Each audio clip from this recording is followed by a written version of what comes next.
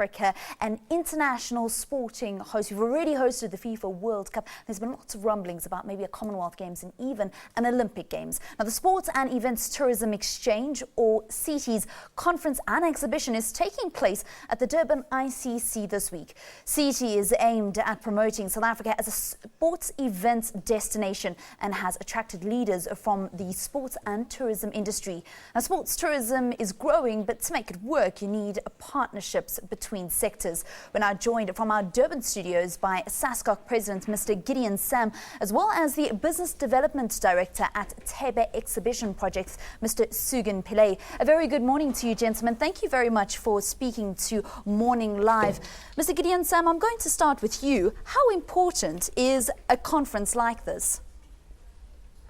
Good morning, Valen, and good morning to your viewers. It's very important to have a conference like this, and this conference has been in the making for the past 3 years. We've been working on this, and it is in line with the National Development Plan, because as sport we decided that, you know, if this country and corporate South Africa are going to spend money on anything that is bidding and hosting of big events, then we need to have a very good strategy. And that's why we're here now in the final stages of refining that strategy so that we can take it out to the market.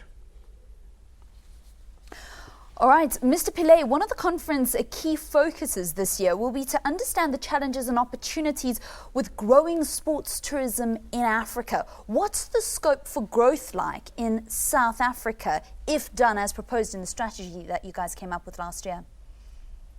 Well, you know, this is the 3rd year that we're having this event, and the event has been growing from year to year. We are bringing in quite a few international buyers this year to look at our infrastructure and our capacity to host international events. And so the exhibition opens today. We have a number of products from both the sports and tourism industries from South Africa that will be showcasing themselves to those international buyers that come here. And hopefully by tomorrow, we'll be making some significant announcements on the key events that has the potential to come to South Africa in years to come. All right, so we're going to wait for a very big announcement tomorrow. Mr. Sam, when we speak about South Africa being a host, in the headlines today, unfortunately, the expected full tour of India coming to South Africa is not going ahead. It's going to have major implications for Cricket South Africa, as well as the players who would have been involved in playing against India. What is SASCOC's stance on this situation? Well, it's very unfortunate, Valen, because you know, a deficit of 200 million rands that they will show Cricket South Africa, it's not small fry, and we are very concerned about what is happening. But we will leave it up to Cricket South Africa to deal with these matters, and at the appropriate point, they will probably come to us, SASCOC and government, and we can then sit around the table and start looking at what it is that we need to do going forward. But I think one of the things that we must say upfront is that as South African sport, you know, we need to be very careful about how we position ourselves vis-a-vis other countries. Because, you know, Cricket South Africa is an autonomous body, and we take decisions in that body, and they must stand by those decisions. So we will leave it up to them to come to us and government, and then we'll look at the whole issue as to how we can resolve it. All right, thank you very much, Mr. Sam. Something that came up in the newspapers today, I saw there's a wonderful picture of you, and it's speaking about the Commonwealth Games. Is this something that you guys are going to be discussing, perhaps at this conference, perhaps being a potential host of a Commonwealth Games? Well, it's one of the top on our agenda. That we will put our hands up for the Commonwealth Games of 2022.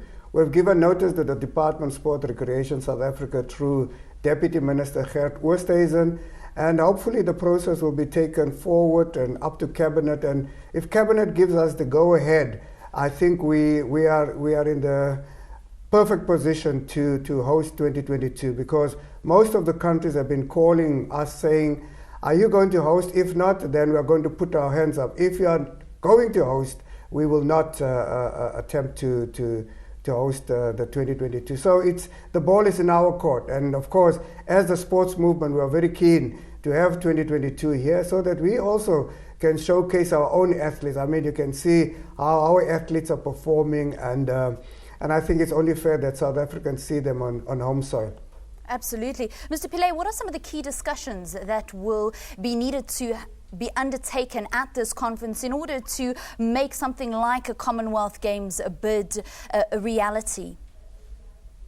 Well, as Mr. Sam said, we've had various discussions yesterday with various cities. We had a panel session on local government that looked at our capacity as cities to host events like that. We had a very intense discussion on the skills aspect of sports tourism and what needs to be done to build our capacity in terms of hosting these events. Even though we've had quite significant experience hosting a number of events in South Africa, there's still improvement that needs to be made in the industry, and that's what we discussed yesterday. Today we're going to be looking at some international case studies, learning from other examples like London, like the US, on how we actually improve ourselves in bringing more events into the country and what kind of strategies we need to be putting in place in order to take our country forward, especially with an event like the Commonwealth Games in 2022.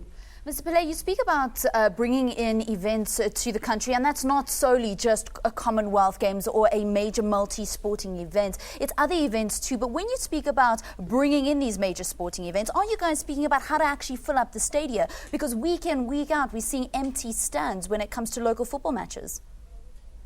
Well, that's exactly the objective of this platform. We created this platform to ensure that all our stadiums around the country showcase themselves. And not just stadiums, we have other event venues in the country, indoor facilities that has the potential to host major international events.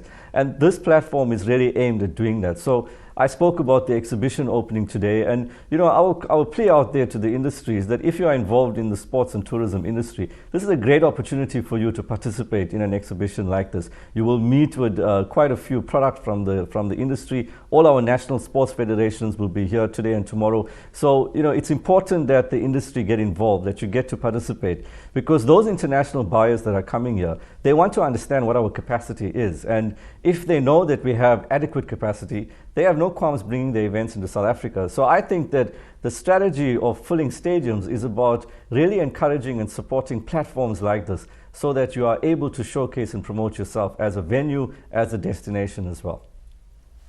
All right, thank you very much, Mr. Sugin Pillay. I just want to get one final comment from Mr. Gideon Sam, because you did mention that the Commonwealth Games is top of the agenda. Can you maybe enlighten us on the city that has really come forward and put their name forward, or is that still under wraps? A number of cities have come forward, but there will be an internal bid process in South Africa, and those cities who are keen to host will go through the bidding process.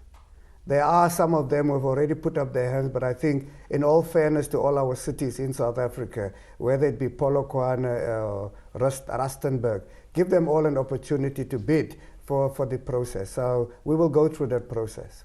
Mr. Gideon Sam, thank you very much. And that's how we come to the end of this sports bulletin, speaking about making South Africa a premier sporting destination. Time now